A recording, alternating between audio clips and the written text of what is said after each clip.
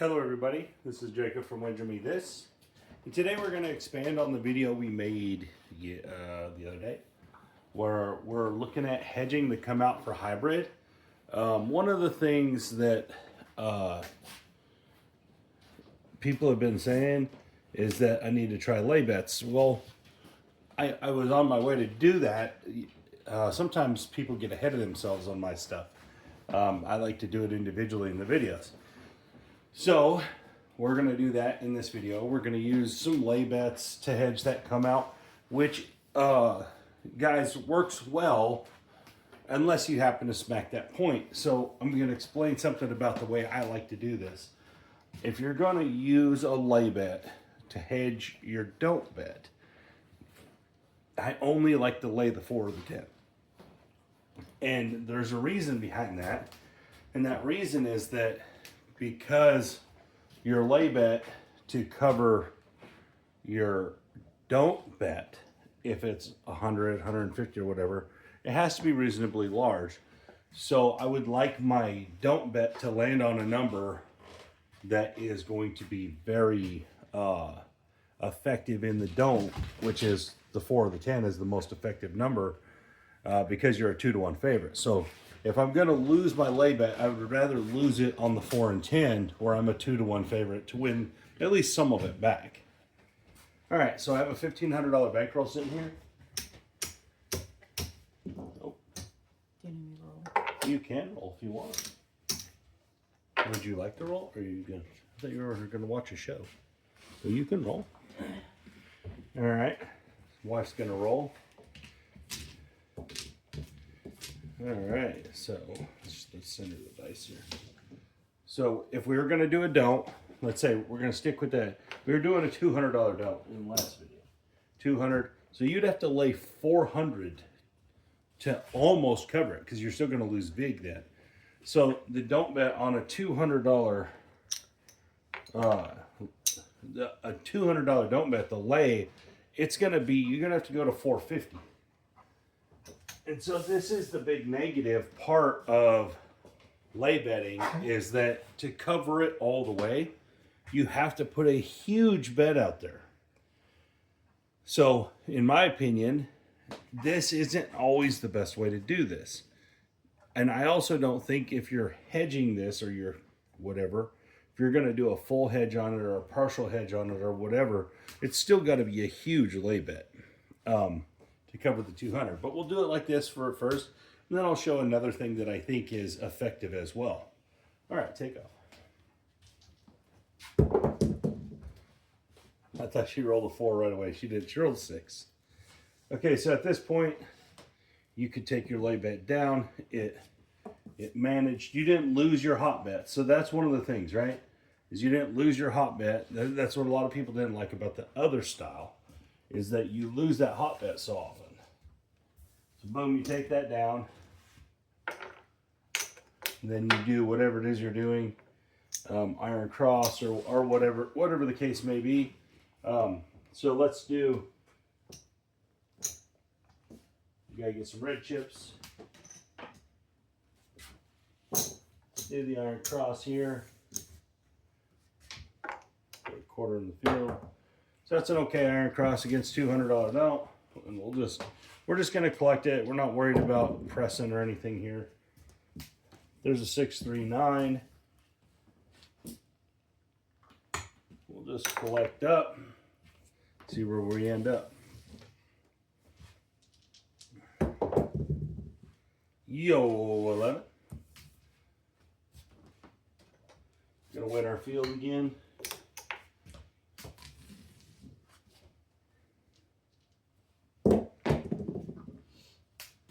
5-5, hard 10.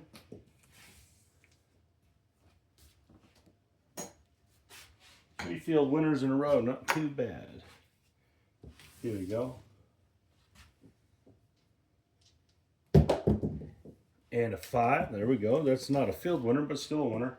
We're gonna win 70, we're gonna lose that quarter in the field.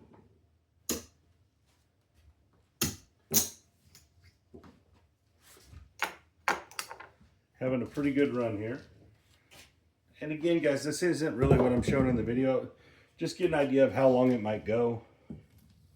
There's a hard 8. It's going to do the same thing. It's going to win 70, but it's going to lose the field. Replace your field. Been a pretty lucrative roll so far. There's the 10, the hard way. Hard 10. Another quarter in the field.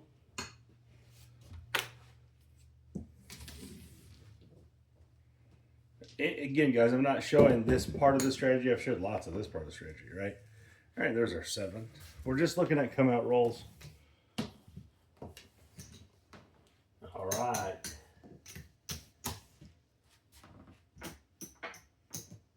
Winner 200 on the end here. All right, so this time let's do another lay 450 up there. I kind of want to see it get knocked off just because it's just an idea where you're so far behind, but at least you'd be on the 4 with $200 don't, or you're a 2-to-1 favorite to win a little less than half your money back. It would just be a better, oh, there we go, perfect.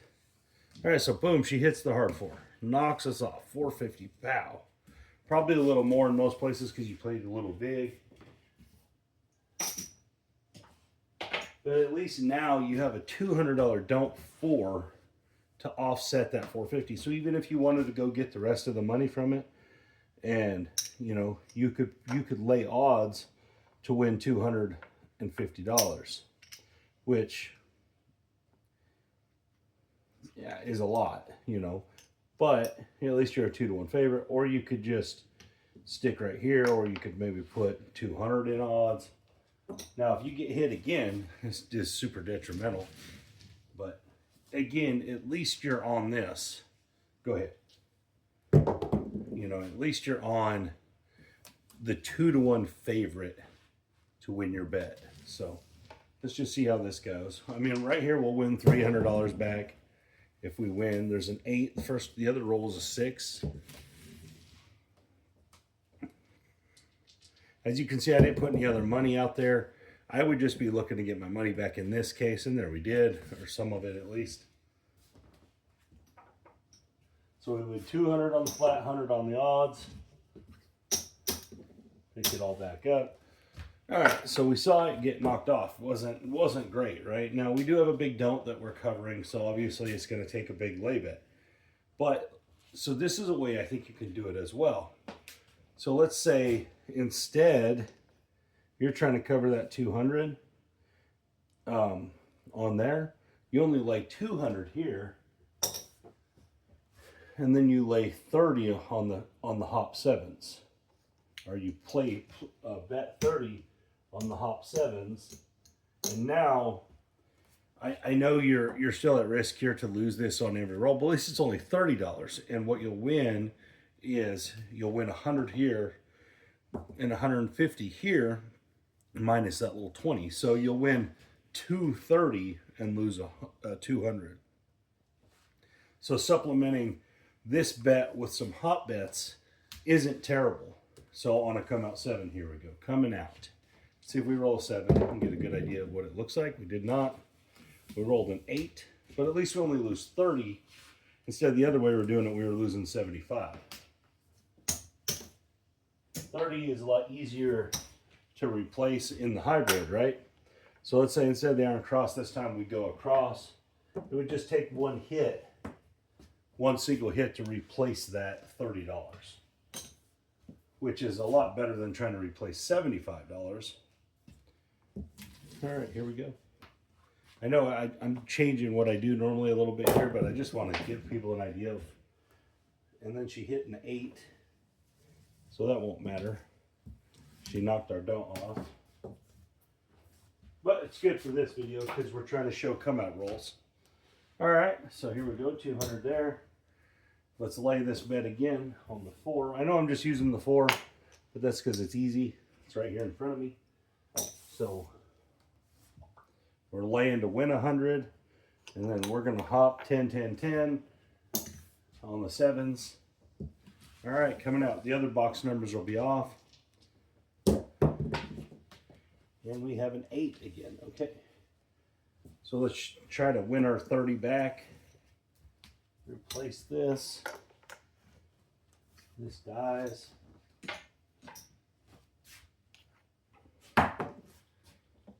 Put that back on the 4. All right, let's try not to roll the 8.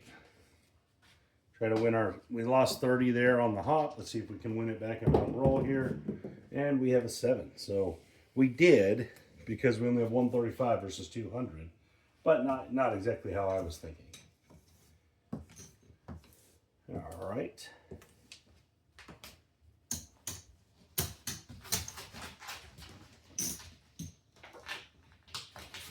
$200 win. Hop the 4. $30. Hop 7s. 10, 10, 10. Here we go. But so you get an idea of why hedging doesn't matter all that much. It just really doesn't come into play as much as people think.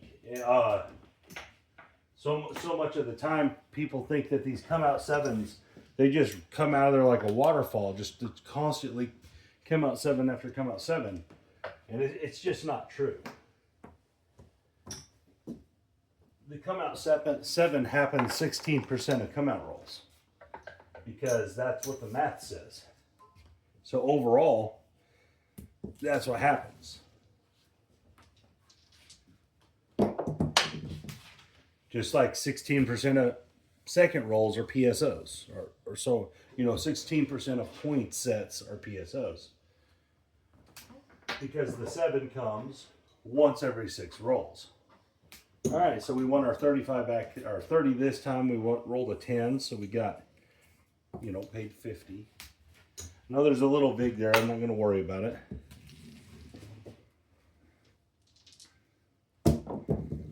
And an 11, okay. But what I'm getting at mostly is that every roll of the dice on the come out, there's an 84% chance that you don't roll a 7. There's a 4, 3, 7. Every roll of the dice on the come out, 84% of the time you're not going to roll a 7. Or if you want to add in the little point, 83% of the time we'll call it, you're not going to roll a 7. You're going to roll something that's not a 7. Then 66% of the time, you're going to roll a point. So 16% of the time, you're going to roll a horn number. 16% of the time, you're going to roll a 7. And then 66% of the time, you're going to roll a point. So the most likely thing to happen is that you're not going to roll a 7 on the come out. Now, do you see runs of 7s on the come out? Of course you do. Just like you see runs of every other number. I've seen 4 aces, sets of aces in a row. Should that happen very often? No. The whole time I've been playing craps, I've only ever seen it once. So, I mean, there's not all these things that I'm talking about here. We're playing in the world of reality when we play craps. If you're listening to what I'm saying, I play in the real world of craps. I don't play in the hopeful world, the optimistic world that I'm going to see 3 or 4 of something in a row, or 3 or 4 of something in a shooter. I don't think that happens enough to want to bet on that. I think it happens more often that the numbers, the probabilities stay consistent, which in my opinion is much easier to bet on. And so that's what I do. So here we go, and we have a 7. All right, so this is our first time we have a 7 on the come out. All right, 5 deuce, perfect. So what we're going to do is we're going to win our 100 up here. It's going to cost us $5. And we're going to lose 20 here. But we're going to win 150. So 95 and 150.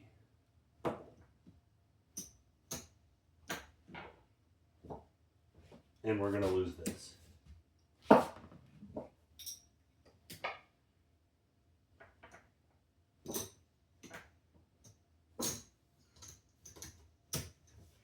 So lost $220, $225 after the video. We made 225. We made $245. So that's the idea behind this. Why using the hop along with the lay bet, in my opinion, works a little bit better. You're only risking the $30. If you do set your point, one hit on the box numbers gives you your money back. That's why I like this. That's why I like this version of the hedge better. All right, take off. This will be our last roll. And she rolled a 5. Perfect. All right, so the last roll here. We got to win our $30 that we lose back. Should be pretty easy. We'll go on and play the Iron Cross. Should be a really easy win it back.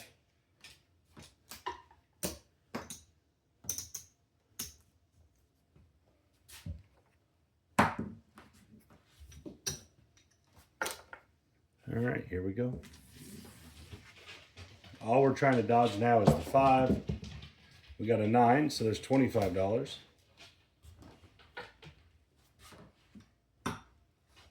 Hit the 9. So now in this version, you're gonna have to get 2 hits, but you wouldn't have to. You could make it to where it was only 1 hit. You could put 35 in the field. There's an 8. That's going to win 70 minus this quarter in the field. We'll replace it. Collect our money up. All right. So we would be back to even here. I think on this next roll, we'll do something fun. There's the 6. 4 deuce. All right. $70 win. Let's just put it all in odds. That'll be pretty fun. We got the 5. So we're just going to lay all of this in odds. See if we can get the 7 before the 5. I don't know how much that is. We'll count it up at the end. All right, here we go. 7 before a 5. And we got a hard 4.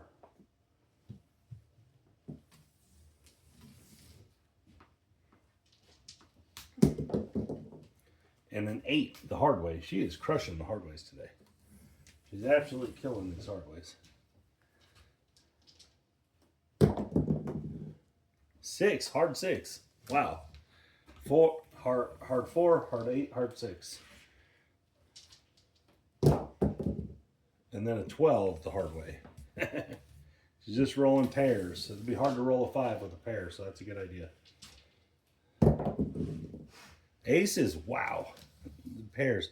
That's 5 pairs in a row, Heather. It's 5 1 out of 36 chance rolls in a row. Then 11.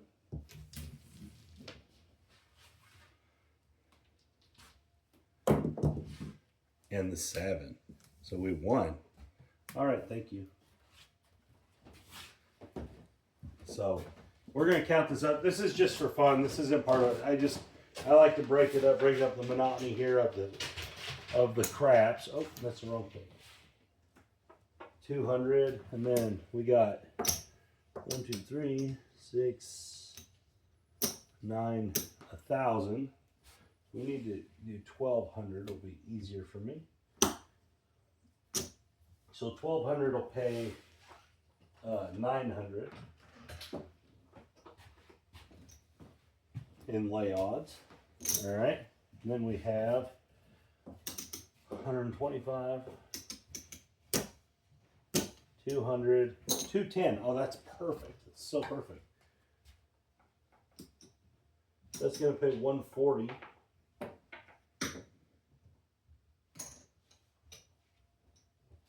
All right, so we won all that. That was a pretty good win there at the end. You'd have had the guts to lay all that there.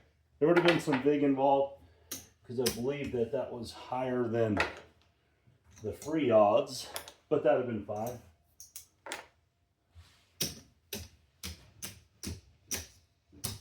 All right, so we have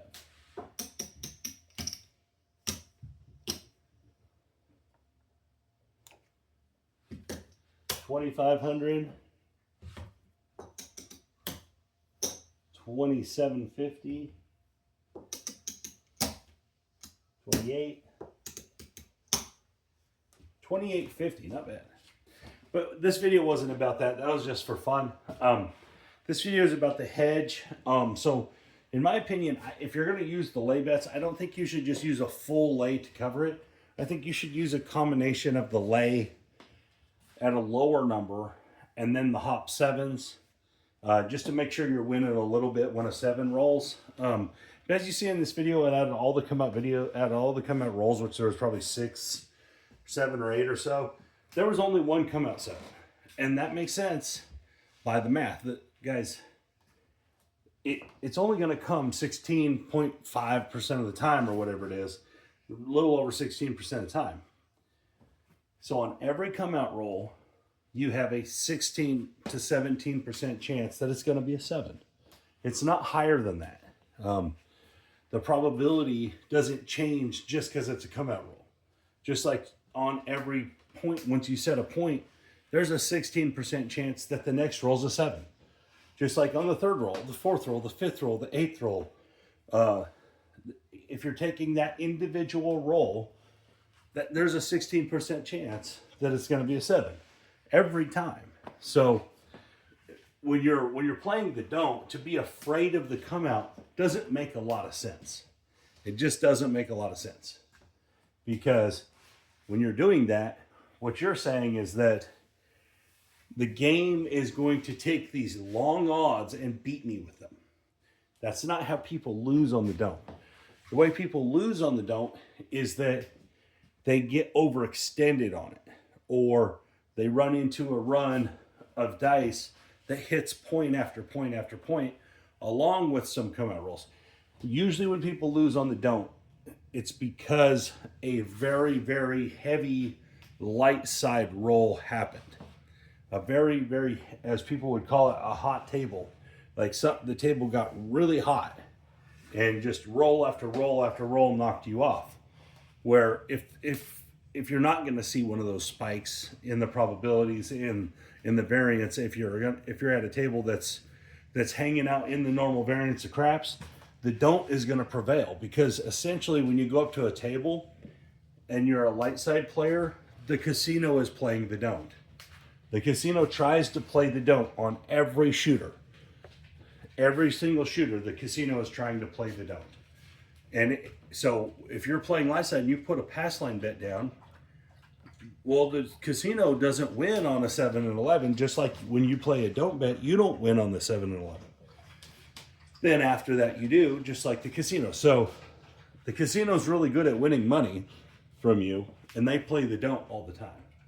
And they don't ever hedge their come out. You never see the casino hedge their come out. They don't get to put money on the come out 7. You know what I mean? So keep that in mind, that the casino is accepting that risk. So why are you so opposed to it? If you are opposed to the don't, you're so worried about the run of 7s. It doesn't make sense with the math of the game to be worried about the come out on the don't. It just doesn't compute.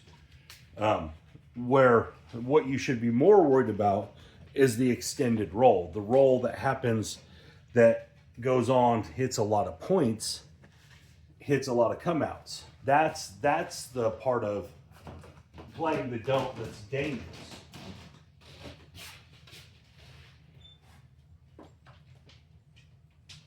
It's where you get an abnormal variance in the dice in a set of rolls. You get a really weird spike that causes you to lose on the don't. It's not just the run of come out 7s, which is also an abnormal spike, but it just seems like every time I hear people talk negatively about the don't, that's what they talk about. Now, if I'm going to switch gears here and I'm going to talk about the most